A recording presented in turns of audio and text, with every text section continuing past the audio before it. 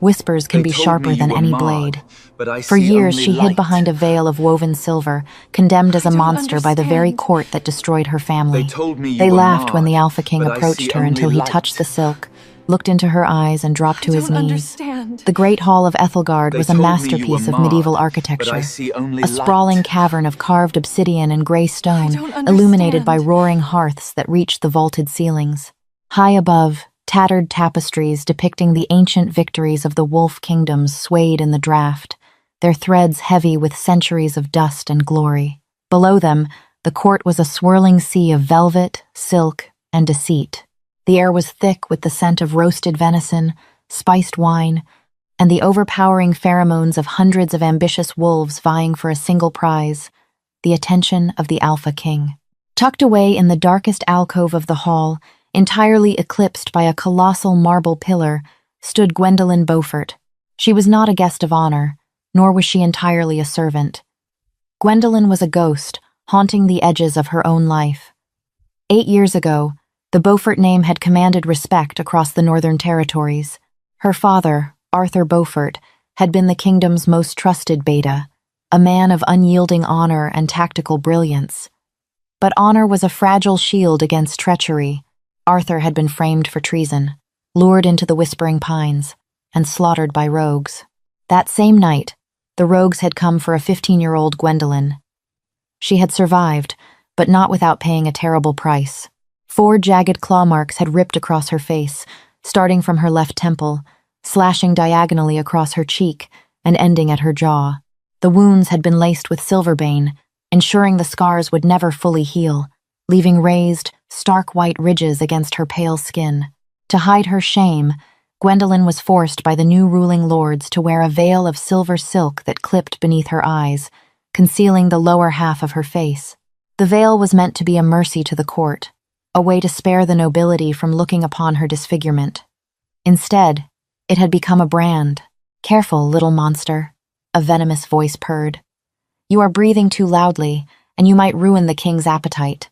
Gwendolyn lowered her gaze.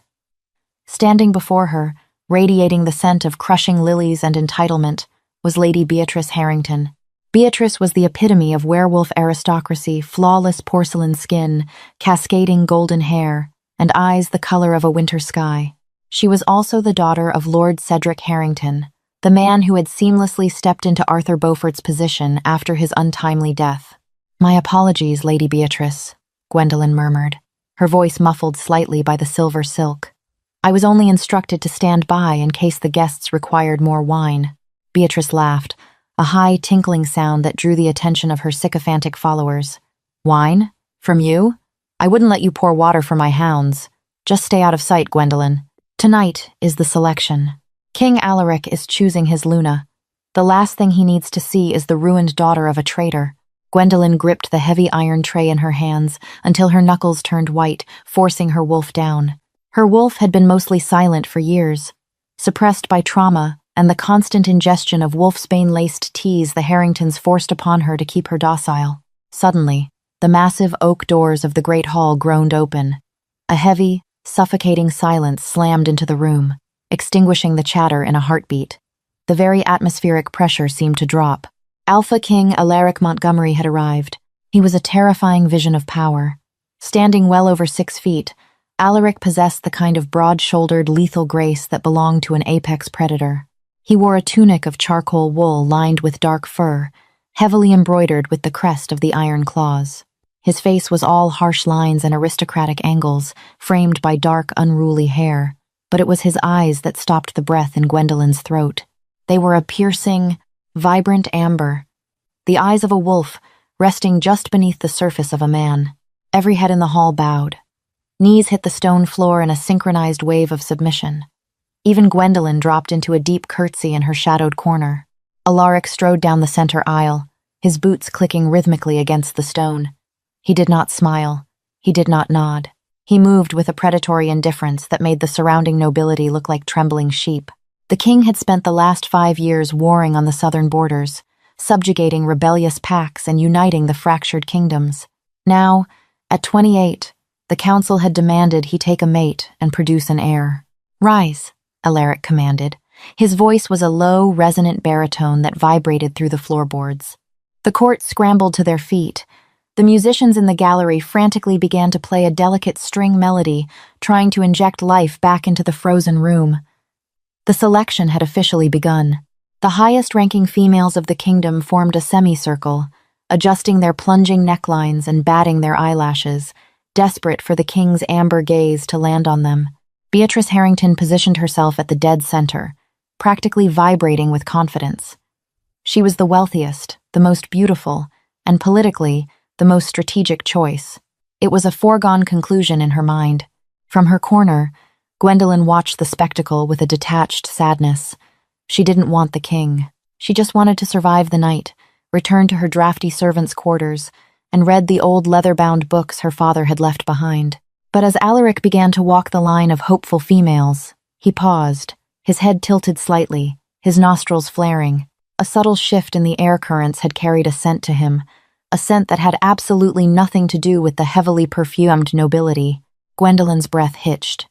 From 50 yards away, through a crowd of hundreds, Alaric Montgomery's amber eyes locked directly onto the shadowed alcove, directly onto her. The king's sudden immobility sent a ripple of confusion through the courtiers. Beatrice, who was next in line to be inspected, offered her most dazzling, rehearsed smile. "Your Grace," she purred, dropping into a flawless curtsy. "Welcome to Ethelgard. I am Lady Beatrice." Alaric walked right past her. He didn't even acknowledge she had spoken. The brush of his heavy fur cloak against Beatrice's silk gown was the only indication he had been near her. A collective gasp echoed through the hall as the Alpha King abandoned the ceremonial circle entirely, his long strides eating up the distance toward the darkened edge of the room. Panic seized Gwendolyn's chest. Her heart hammered wildly against her ribs, sounding like a war drum in her ears. "Hide," her inner wolf whimpered, a rare spike of instinct breaking through the suppressing herbs. She took a step backward, intending to slip behind the marble pillar and out through the servants' corridor, but she was trapped. Lord Cedric Harrington and his guards had moved to block the exits, watching the king's strange behavior with narrowed eyes. Alaric stopped 5 feet away from Gwendolyn. Up close, he was even more intimidating. The sheer dominant aura radiating from him was a physical weight, pressing down on Gwendolyn's shoulders, demanding submission. Yet, underneath the crushing power of the Alpha, Gwendolyn detected something else in his scent. Rain-slicked stones, sharp pine, and desperate relief. "You," Alaric said, his voice barely above a whisper, yet it carried across the dead silent hall. "Step into the light." Gwendolyn's hands trembled so violently the iron tray she held began to rattle. She slowly set it down on a nearby side table and took one hesitant step forward, out of the shadows and into the flickering light of the candelabras. Whispers immediately broke out among the nobility. "Is that the Beaufort girl? The scarred one? What is the king doing? Good goddess, get her out of his sight. She's a disgraced Omega." Beatrice, her face flushed with unprecedented humiliation, marched out of the circle. She could not fathom being ignored for a broken, veiled servant. "Your Grace," Beatrice interrupted, her voice shrill. "Forgive the intrusion, but this creature is not part of the selection. She is Gwendolyn Beaufort, a lowly servant. Her father was a traitor to the crown. She is unwell and hideous." Alaric did not look at Beatrice. His amber eyes remained violently fixed on Gwendolyn. "I did not ask you to speak, Lady Harrington," he rumbled. The subtle threat in his tone was enough to make Beatrice's knees buckle, forcing her to step back. Alaric took another step toward Gwendolyn. He was so close now she could feel the heat radiating from his large frame. "Why do you hide your face?" he asked gently. The softness of his tone, so contrary to his brutal reputation, shocked Gwendolyn more than his presence. "Because it offends the court, Your Grace," Gwendolyn whispered, keeping her eyes fixed firmly on the silver buckles of his boots. "Look at me," he commanded. It wasn't an alpha command, designed to force her body to obey. It was a plea. Slowly, Gwendolyn raised her head. Her large, expressive hazel eyes met his intense amber ones. In that split second, a jolt of electricity surged through the air between them, so palpable that several nearby wolves actually winced. The mate bond. It was an archaic, rare magic that many modern wolves thought was nothing more than a myth. But as Alaric stared at her, His pupils blew wide, swallowing the amber until his eyes were almost entirely black. Mate. The word echoed in both their minds simultaneously. Beatrice, realizing she was losing her kingdom, acted on pure, spiteful impulse. Feigning a stumble on the hem of her own gown, she lunged forward, her hand shooting out. Her manicured fingers hooked perfectly under the edge of Gwendolyn's silver veil. With a harsh yank, the delicate clips snapped. The silver silk fell away, fluttering to the stone floor. Gwendolyn let out a choked sob, immediately slapping her hands over the lower half of her face. But it was too late. The entire court had seen. The stark, horrific scars that carved up her cheek, twisted her lip, and branded her a monster were exposed to the harsh light. A chorus of disgusted groans and dramatic gasps filled the room. Someone actually spat on the floor. "Oh, how clumsy of me," Beatrice cried out, though her eyes danced with malicious triumph. "Your Grace, I am so sorry you had to see this abomination. Guards, remove her from the king's presence at once." Two heavily armored guards stepped forward, reaching for Gwendolyn's arms. A deafening, monstrous roar shook the very foundations of the castle. It wasn't the shout of a man. It was the enraged roar of a primordial beast. Alaric spun around, his hand moving faster than the eye could track. He grabbed the nearest guard by the breastplate and hurled him halfway across the room. The massive armored man smashed into a wooden banquet table, shattering it to splinters. The second guard froze, terrified, as Alaric unleashed a wave of alpha dominance so severe that half the room collapsed to the floor, gasping for air. "Touch her!" Alaric snarled, his fangs fully descended, saliva dripping from his jaw. "And I will paint these walls with your blood." The silence that followed was absolute. Nobody breathed. Alaric turned his back on the terrified court and looked back at Gwendolyn. She was weeping silently, her hands still desperately trying to cover her scars. The king's feral expression instantly melted. He dropped to one knee right there on the dirty stone floor, ignoring the gasps of the nobility. Gently, his large, calloused hands reached up and pulled her trembling wrists away from her face. Gwendolyn squeezed her eyes shut, waiting for the inevitable flinch, the look of pity, or the revulsion that always came when people saw the ruin of her face. But it never came. Instead, she felt the warm, incredibly gentle brush of his thumb tracing the jagged edge of the highest scar on her cheekbone. "Look at me, Gwendolyn," Alaric whispered fiercely. She opened her eyes. The Alpha King of the Iron Claws was kneeling before her, looking up at her with a reverence usually reserved for the gods. "They told me you were a monster," he said loud enough for the trembling court to hear. "But they are blind fools." He leaned forward and pressed a soft, lingering kiss directly against the ugliest, thickest part of her scar. "You are not ruined. You are mine." He stood, seamlessly pulling Gwendolyn against his chest and wrapping his massive fur cloak around her trembling shoulders, shielding her from the eyes of the court. He swept his terrifying gaze over the prostrate nobility. "The selection is over," Alaric declared, his voice ringing with absolute finality. "Bow to your queen." The transition from the drafty servants' quarters to the opulence of the royal wing was jarring for Gwendolyn. For the first 3 days, she lived in a state of suspended disbelief, expecting to wake up with the taste of wolfsbane on her tongue and a broom in her hand. But the reality of her new life was undeniable. Alaric's private chambers were a fortress of warmth and luxury. Vast hearths burned day and night. The massive 4-poster bed was draped in crimson velvet, and a constant rotation of terrified, highly respectful servants brought her trays of roasted meats and sweet pastries. Alaric himself was a paradox. In the council chambers, he was the ruthless King Montgomery, a man who broke rebellions and ordered executions with a flick of his wrist. But the moment the heavy oak doors of their chambers closed, he shed his crown like a heavy burden. With Gwendolyn, he was infinitely patient. He didn't push her. He understood that the mate bond demanded closeness, but her trauma demanded space. He slept on a chaise lounge near the fire, merely watching her breathe until she felt safe enough to fall asleep. On the 4th evening, as the moon rose high over the snowy peaks of Ethelgard, Gwendolyn sat before an ornate vanity mirror. She stared at her unveiled reflection. The scars were just as raised, just as white, just as ugly. "They tell a story," Alaric's voice broke the silence. He emerged from the bathing room, wearing only a pair of loose linen trousers, his chest bearing its own collection of pale battle scars. He walked up behind her, placing his hands on her bare shoulders. They tell a story of weakness, Gwendolyn replied bitterly, lowering her eyes, of a girl who couldn't fight back. No, Alaric corrected softly, leaning down to meet her gaze in the mirror. They tell a story of survival.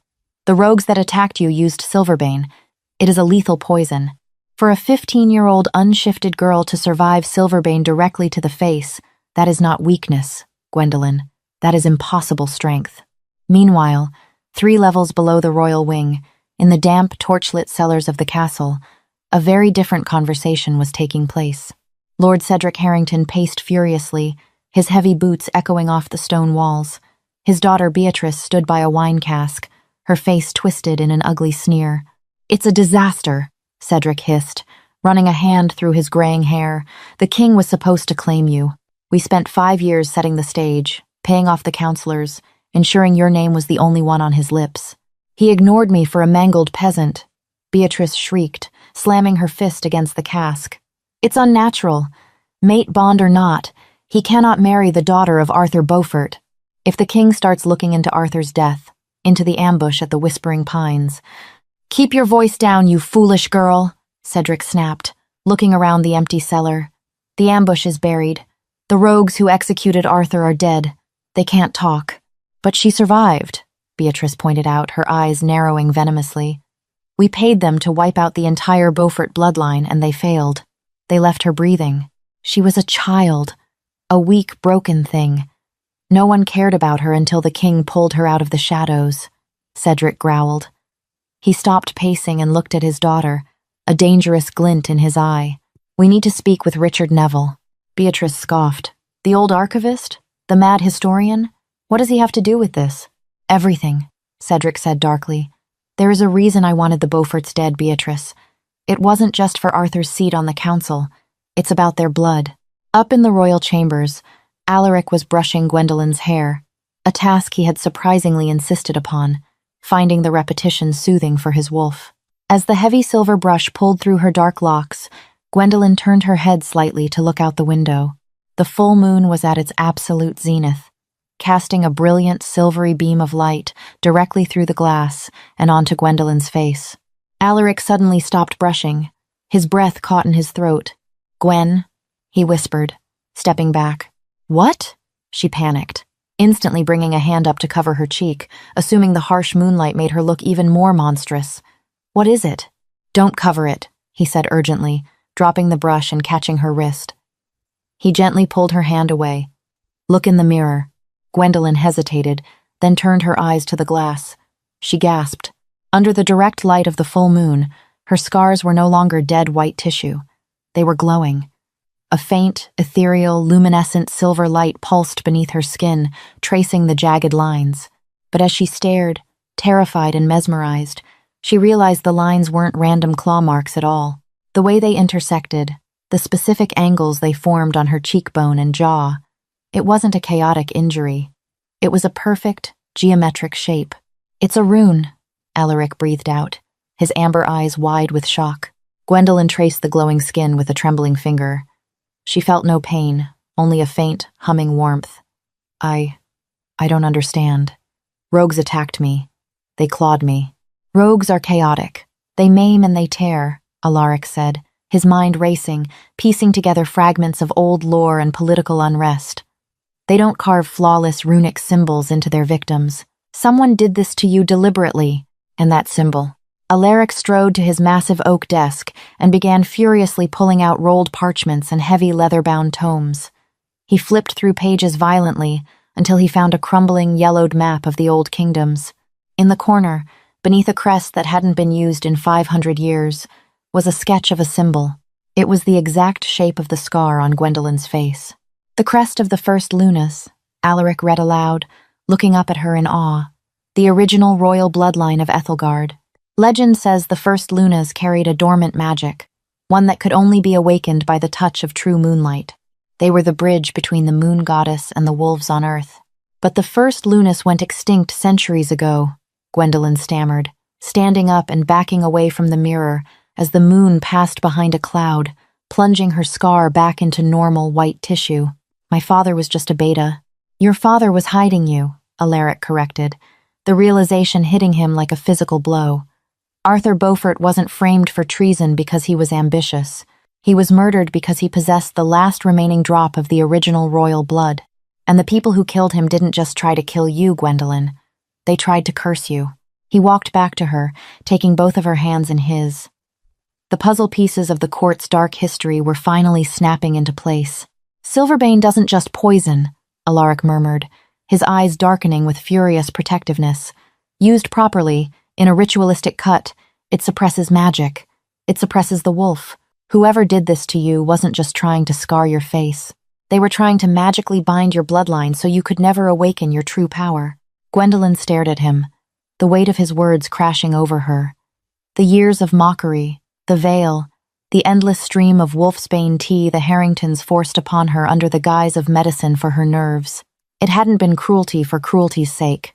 It was a calculated, desperate cover-up.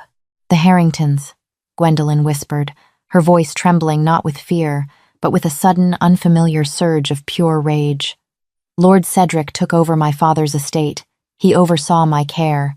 Alaric's jaw clenched, a low, rumbling growl building in his chest that made the floorboards vibrate. The Alpha King had found his mate, but now he realized he had found something far more dangerous.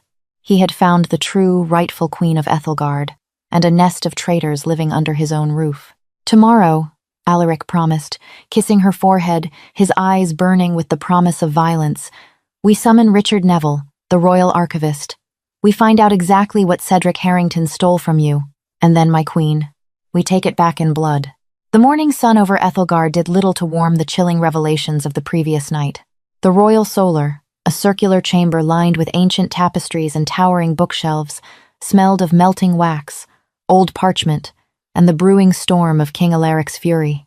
Gwendolyn sat rigidly in a high-backed velvet chair.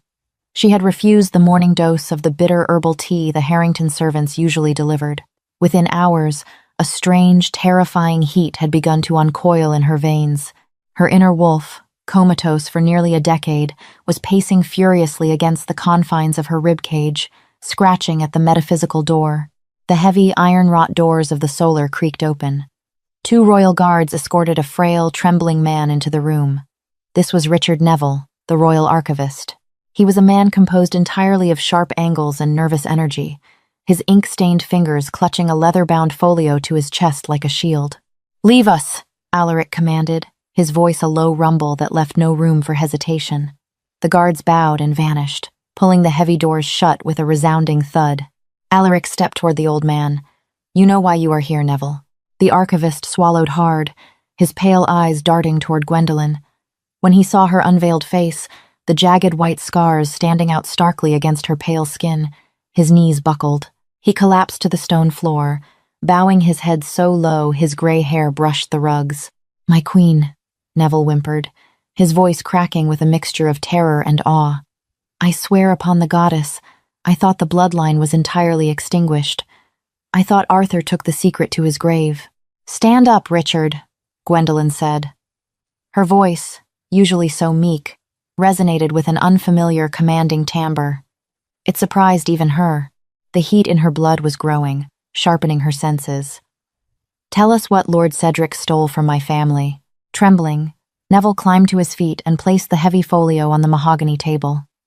He flipped through fragile, yellowed pages until he reached a heavily redacted section. 8 years ago, Arthur Beaufort came to me. He had uncovered a prophecy in the annals of Oakhaven. It spoke of a child born during the celestial alignment, carrying the dormant soul of the first Lunas, a soul capable of uniting the fragmented magic of the earth with the strength of the wolves.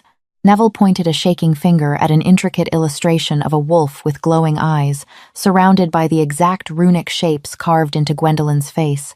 "Arthur knew it was you, Lady Gwendolyn," Neville continued, tears brimming in his eyes. "He was preparing to present you to the council. But Lord Cedric has always had spies in the archives. A man named Donovan Briggs, a ruthless mercenary on Cedric's payroll, intercepted my correspondences with your father. Cedric realized that if you ascended, his own political power and his daughter's chance at the throne would be rendered to ash." Alaric's hands gripped the edge of the mahogany table so tightly the dense wood began to splinter. so Cedric orchestrated the ambush in the Whispering Pines. "Yes, Your Grace," Neville whispered, "but killing Arthur wasn't enough. The prophecy stated that the blood of a first Luna, if spilled unjustly, would curse the land." Cedric was terrified of divine retribution. So he ordered Donovan Briggs to use a dark, forbidden ritual, the Silverbane Claws. Neville looked at Gwendolyn with profound sorrow. "They didn't just want to scar you, child. The runic cuts were designed to sever your connection to the moon goddess. The tea they forced upon you for 8 years wasn't medicine, it was liquid iron root and wolfsbane. It kept the rune active. It kept your wolf paralyzed. A heavy, suffocating silence descended upon the solar. Gwendolyn reached up, her fingertips hovering over her cheek. All these years, she had believed she was broken, a cowardly, weak thing that had barely survived a random attack. But she was not broken. She had been deliberately bound by men terrified of her potential. "Donovan Briggs," Alaric growled, the sound vibrating with lethal intent. "Is he still in Ethelgard?" "He manages Cedric's private estates in the lower valley, Your Grace," Neville answered quickly. "He is Cedric's primary enforcer." "Not for long," Alaric promised, his amber eyes flashing with a predatory black void. He turned to his mate, his expression softening instantly as he took her hands. Her skin was burning, running a dangerous fever as her body fought off the remnants of the iron root. "Gwen, your wolf is waking up. Without the tea, the bind is breaking. It is going to hurt." Gwendolyn met his gaze. The fear that had dictated her entire life was dissolving, replaced by an ancient, righteous fury. "Let it break," she whispered. But down in the Great Hall, Lord Cedric Harrington was not waiting to be slaughtered. He had seen the guards escort Richard Neville to the royal wing. He knew the game was up, but Cedric was a cornered rat, and cornered rats were deadly. "He is bewitched," Cedric roared to the assembled nobility, pacing before the roaring hearths. Beside him, Beatrice stood tall, playing the part of the tragic, spurned maiden perfectly. "King Alaric has lost his mind to a dark, manipulative magic. The Beaufort girl is a witch, dealing in rogue sorcery to ensnare our alpha," the court murmured nervously. The nobility, always hungry for scandal and inherently distrustful of the scarred girl, were easily swayed. "We cannot let a dark witch sit on the throne of Ethelgard," Beatrice cried out, her voice dripping with fake sorrow. "We must protect our king from her mind control, for the good of the realm." By nightfall, Cedric had rallied the council's private guards, over 200 heavily armed wolves. They marched up the spiraling stone stairs toward the royal wing, their torches casting long demonic shadows against the castle walls. It was treason, plain and simple, dressed up as a rescue mission. The heavy oaken doors of the royal wing shuddered under the rhythmic, violent pounding of a battering ram. Inside, Alaric stood in the center of the antechamber, his massive broadsword drawn, his body vibrating with the terrifying, lethal energy of a fully challenged alpha. He had commanded his own royal guards to stand down. This was his castle, his mate, and he intended to rip Cedric Harrington's throat out with his own teeth. "Break down the doors," Cedric's voice muffled through the thick wood. "Save the king from the witch." In the adjoining bedchamber, Gwendolyn was on her hands and knees. The transition was absolute agony. 8 years of suppressed magic and forced lethargy were violently clawing their way out of her cells. Her bones cracked and reformed, a symphony of horrific pops and snaps. But it wasn't just a physical shift. It was a spiritual eruption. The moonlight filtering through the window hit her face. The rune scars ignited, blazing with a blinding, incandescent silver light that illuminated the entire room. "We are awake," a voice echoed in Gwendolyn's mind, a voice that sounded like a tempest, like crashing waves and howling winds. It was her wolf. "We are awake, and we are angry." With a final, deafening crack of splintering wood, the doors to the royal wing burst open. Cedric Harrington, Beatrice, and 50 armed guards flooded into the room. Alaric roared, a sound that shook the dust from the vaulted ceilings, and lunged forward. His blade swung in a deadly arc, easily disarming the first 3 guards, sending them crashing into the stone walls. "Restrain him!" Cedric bellowed, staying safely behind his wall of men. "He is out of his mind! Find the girl and execute her before the spell deepens." Beatrice drew a silver dagger from her gown, a malicious grin twisting her beautiful features as she skirted around the edge of the skirmish, heading straight for the bedchamber doors. She was going to finish what her father started 8 years ago. She kicked the bedchamber doors open. "Where are you, you scarred freak?" Beatrice's words died in her throat. The room was bathed in a blinding, unearthly light. It wasn't just moonlight. The light was emanating from the massive, majestic creature standing in the center of the room. It was a wolf, but unlike any wolf that had walked the earth in a millennium, she stood at least a foot taller than an average werewolf, her fur a shocking, luminescent white that seemed to shimmer with stardust. Her eyes were pools of liquid silver, and across the left side of her majestic muzzle, glowing with a divine radiance, was the runic crest of the first lunas. Gwendolyn let out a snarl that didn't just echo in the room. It reverberated through the very souls of every werewolf in the castle. It was a sound of absolute, unquestionable dominance. Beatrice dropped her dagger. Her knees hit the floor so hard they cracked, forced down by the crushing weight of the divine aura. Out in the antechamber, the fighting abruptly stopped. The guards who had been trying to subdue their king suddenly found themselves paralyzed. The primal instinct buried in their DNA recognized the presence of something ancient, something sacred. One by one, their weapons clattered to the floor, and they fell to their knees, baring their necks in total submission. Gwendolyn stalked out of the bedchamber. The magnificent white wolf moved with a deadly grace, her paws making no sound against the stone. Cedric Harrington stared in absolute horror. His grand conspiracy, his years of careful manipulation and cruelty, unraveled in a single heartbeat. "No," he whispered, backing away, his face pale with terror.